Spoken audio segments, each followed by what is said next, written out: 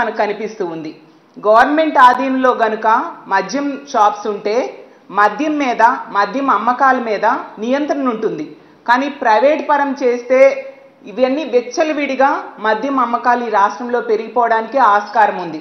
అలాంటి పాలసీని ఈరోజు చంద్రబాబు నాయుడు గారు తీసుకురావడం నిజంగా చాలా దారుణం. మహిళలందరూ కూడా దీన్ని తీవ్రంగా వ్యతిరేకిస్తూ ఉన్నారు. ఎన్నికలప్పుడు ఎన్నెన్నో హామీలు ఇచ్చారు. ప్రతి చదువుకునే పిల్లాడికి కూడా 15,000 ఇస్తాము, అలాగే రైతుకి 20,000 ఇస్తాము, నిరుద్యోగులకి సంవత్సరానికి 36,000 ఇస్తాము, అలాగే 50 సంవత్సరాలు దాటిన వాళ్ళకి 48,000 ప్రతి ఒక్కరికి ఇస్తాం పెన్షన్ రూపంలో. ఇలా ఎన్నో రకాలుగా హామీలు ఇచ్చారు. కానీ ఈరోజు ఏ ఒక్కటి నెరవేర్చలేదు సరికదా. తల్లికి వందనం అని చెప్పి 100 రూపాయలకే మద్యం ఇచ్చే పరిస్థితి రాష్ట్రంలో నెలకొలేట్టుగా చేశారు. అలాగే ఈ మద్యం దుకాణాలు అనేవి ప్రైవేట్ పరం చేయడం వలన ఇంచుమించు 1,500 మంది ఉద్యోగ అవకాశాన్ని కోల్పోతారు. ఎందుకంటే ప్రభుత్వ ఆధీనంలో ఉండేటప్పుడు అందులో ఉద్యోగం చేసిన వాళ్ళు ఈరోజు నిరుద్యోగులు అయిపోయే పరిస్థితి.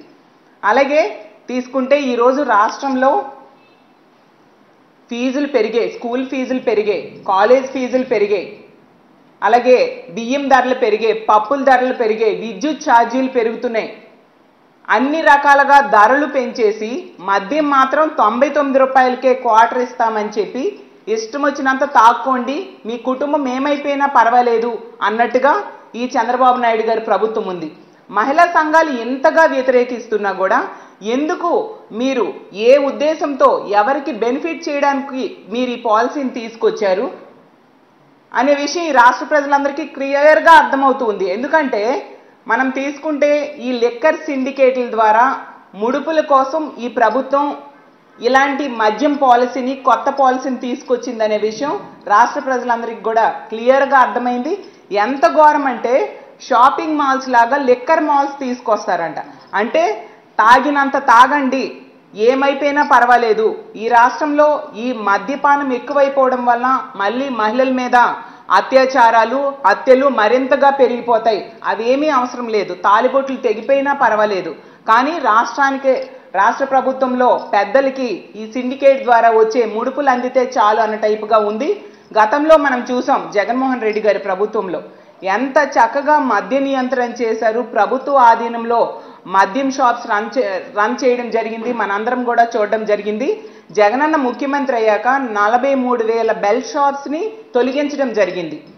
అలాగే 33% వైన్ షాప్స్ని తగ్గించడం, మద్యం షాప్స్ని తగ్గించడమే కాకుండా 4,300 వైన్ షాప్స్ని 2,900కి తగ్గించేయడం జరిగింది. అలాగే చంద్రబాబు నాయుడు గారి టైంలో పెర్మిట్ షాప్స్ అని ఏర్పాటు చేసి ఇష్టం వచ్చినంత తాగించేవారు. వాటిని 4,300 పెర్మిట్ షాప్స్ని జగనన్న ప్రభుత్వం అధికారంలోకి వచ్చాక తొలగించడం జరిగింది. అలాగే జగన్మోహన్ రెడ్డి గారు ముఖ్యమంత్రిగా ఉన్నప్పుడు ఒక్క డిస్టిలరీకి కూడా పర్మిషన్ ఇవ్వలేదు. అలాగే మద్యంకి, అలాగే గంజాయి, డ్రగ్స్ ఇలాంటి నియంత్రణ కోసం ప్రత్యేకమైన వ్యవస్థనే ఏర్పాటు చేసి వాటిని ఉక్కుపాదంతో ఆ రోజు అణిచివేసిన పరిస్థితి మనం చూసాం. కానీ చంద్రబాబు నాయుడు గారు ఇన్నేళ్లు ముఖ్యమంత్రిగా పనిచేశారు, ఏ రోజు కూడా మద్య నియంత్రణ మీద దృష్టి పెట్టలేదు. మనం తీసుకుంటే ఆ రోజు ఎన్టీ రామారావు గారు మద్యపాన నిషేధం చేశారు. ఆ మద్యపాన నిషేధం చేశాక ఆ ఎన్టీ రామారావు గారికి వెన్నుపోటు పొడిచి అధికారం తీసుకున్నారు చంద్రబాబు నాయుడు గారు. అలాగే మద్యపాన నిషేధానికి కూడా వెన్నుపోటు పొడిచిన పరిస్థితి మనం చూసాం. అలాగే ఈ రాష్ట్రంలో ఉన్న డిస్టిలరీస్లో చంద్రబాబు నాయుడు గారు ముఖ్యమంత్రిగా ఉన్నప్పుడే, అలాగే దేవుళ్ళంటే కూడా ఎంత చులకనగా మాట్లాడారంటే చంద్రబాబు నాయుడు గారు ఆ రోజు అయ్యప్ప స్వాములు టైంలో మద్యం అమ్మకాలు తగ్గిపోయి ప్రభుత్వానికి ఆదాయం తగ్గిపోతుంది అంటూ మద్యానికి దేవుళ్ళకి ముడివేసి వాళ్ళను కూడా చులకనగా మాట్లాడిన పరిస్థితి చూసాం. ఆ చంద్రబాబు నాయుడు గారి టైంలో వీధికి ఒక బెల్ షాప్ పెట్టి మద్యం ఏరులై పారేట్టుగా ఉండే పరిస్థితి మనం చూసాం. మళ్ళీ ఇప్పుడు అదే పరిస్థితి మనకు కనిపిస్తూ ఉంది. కాబట్టి దీన్ని మేము తీవ్రంగా ఖండిస్తూ ఉన్నాము. అలాగే చంద్రబాబు నాయుడు గారు మహిళలతో మాట్లాడుతూ గత ప్రభుత్వంలో మంచి మద్యం ఇవ్వలేదు, మేము మంచి మద్యం ఇస్తాము అని చెప్తూ ఉన్నారు. మరి అయితే నేను చంద్రబాబు నాయుడు గారిని ఒకటే అడుగుతూ ఉన్నాను, మరి మంచి మద్యం ఇవ్వకపోతే అదే మద్యాన్ని 4 నెలలు ఎందుకు మీరు అమ్మారు? అలాగే ఆ డిస్టిలరీస్ని ఎందుకు మీరు రద్దు చేయలేదు? మంచి మద్యం ఇవ్వకపోవడం వల్ల ప్రాణాలు కోల్పోయాయి అని అంటున్నారు కదా ప్రజల ప్రాణాలు. మరి అదే మద్యాన్ని ఎలా ఈ 4 కంటిన్యూ చేశారు నేను అడుగుతూ ఉన్నాను. ఆ బ్రాండ్స్ని ఎందుకు మీరు క్యాన్సిల్ చేయలేదు, తొలగించలేదు అని నేను అడుగుతూ ఉన్నాను.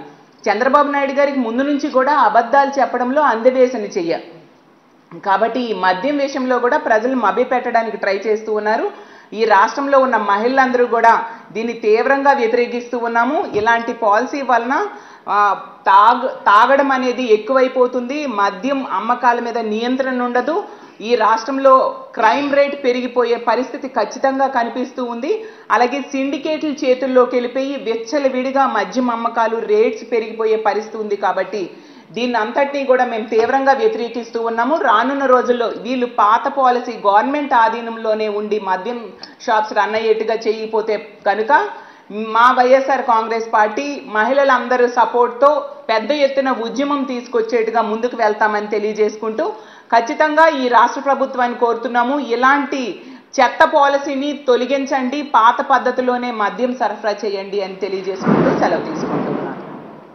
అదే చాలా దారుణం అండి. వాళ్ళు మాట్లాడే మాటలు ఏంటంటే ఎంతో భక్తి ఉన్నట్టుగా మాట్లాడుతూ ఉన్నారు, కానీ తిరుపతి లాంటి ఆధ్యాత్మిక ప్రదేశంలో 227 షాప్స్కి అనుమతిస్తూ ఉన్నారు అంటే ఎంత దారుణమైన పరిస్థితి రాష్ట్రంలో నెలకొని ఉందో మనం అర్థం చేసుకోవచ్చు. ముందు నుంచి కూడా చంద్రబాబు నాయుడు గారికి దేవుళ్ళంటే ఒక భక్తి అలాంటిది లేని పరిస్థితి. అందువల్లనే అయ్యప్ప స్వాములు మాలలు వేసుకునే టైంలో మద్యం అమ్మకాలు తగ్గిపోతాయి, ప్రభుత్వానికి ఆదాయం తగ్గిపోతుందని అంత ఘోరంగా దేవుళ్ళనే చులకం చేస్తూ మాట్లాడిన వ్యక్తి ఎంతకంటే ఇంకా మంచి చేస్తారు, దేవుడు ఆధ్యాత్మిక ప్రాంతాల్లో ఇలాంటి మద్యం షాప్స్ లేకుండా చేస్తారని మనం ఆశించడం కూడా తప్పే. ఖచ్చితంగా ఈ ప్రైవేట్ మద్యం పాలసీని క్యాన్సిల్ చేయాల్సిన అవసరం ఉంది, పూర్వం పద్ధతిలోనే వెళ్లాల్సిన అవసరం ఉందని తెలియజేస్తూ ఉన్నాను. మద్యం అమ్మకాల మీద నియంత్రణ ఖచ్చితంగా ప్రభుత్వానికి ఉండాల్సిన అవసరం ఉంది, లేకపోతే ఖచ్చితంగా అది విచ్చలవిడి మద్యం అమ్మకాలకి దారి తీస్తుంది, క్రైమ్ కూడా విపరీతంగా పెరిగిపోతుంది. కాబట్టి మా వైఎస్ఆర్ కాంగ్రెస్ పార్టీ ఆధ్వర్యంలో మహిళా సంఘాలను కలుపుకొని పెద్ద ఎత్తున ఉద్యమించడానికి మేము సిద్ధంగా ఉన్నామని తెలియజేస్తాం.